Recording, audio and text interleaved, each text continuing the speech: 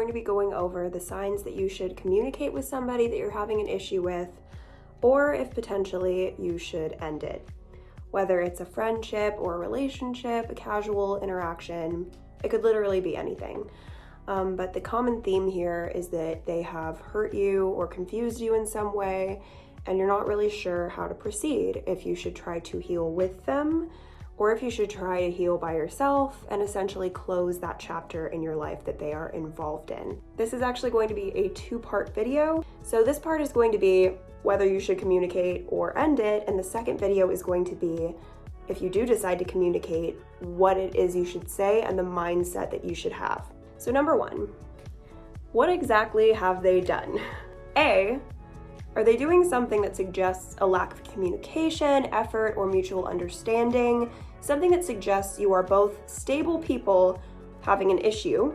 Or B, have they done something or are they doing things that suggest that they have the potential to be an unstable or mentally unwell person? If somebody is displaying that they may not be mentally stable, they may not be mentally well, that doesn't mean that we're any better than them, but they need to figure that out on their own. And I know that it can be a lot harder if you've known somebody for a really long time, but I feel like if it is their tendency, their pattern, something that is going unchecked with them, in them, usually you'll start to see it within a few weeks or a few months. It usually won't take that long to see this really odd pattern starting to form if that person potentially is not the most stable mentally.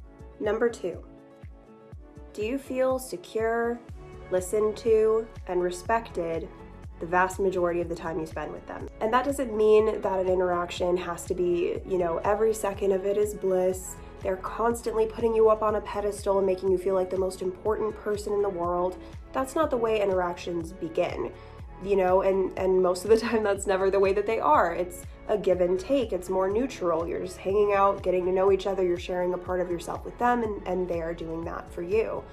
If you think to yourself, well, no, they don't listen to me a lot of the time. They don't seem like they have much respect for me a lot of the time. And I don't feel comfortable sometimes. That is all the clarity that you need. Number 3, how long have you known this person? If you've known them upwards from many months to a few years to longer, I think then there's a bigger likelihood that whatever's going on with this person is not a pattern.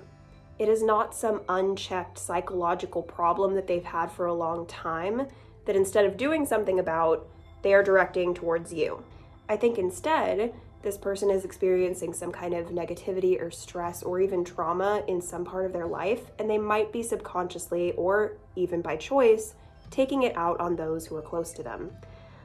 Or it could be something in your interaction with them, something that they have left unsaid, something that even possibly, just a possibility, is making them uncomfortable or making them feel hurt. Because if we treat people unfairly, badly, or hurt their feelings, even if we don't mean to, often those emotions will be reflected back at us, especially if we don't recognize that we've done this to this person.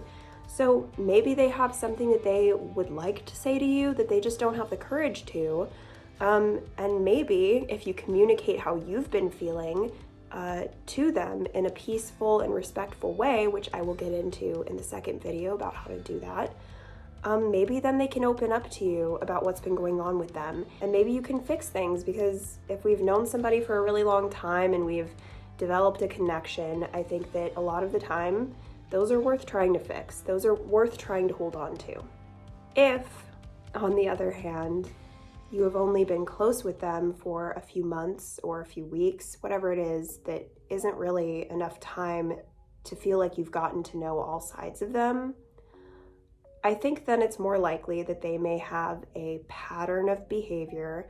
In other words, it's what they do once they're comfortable with somebody. It's not what they're doing.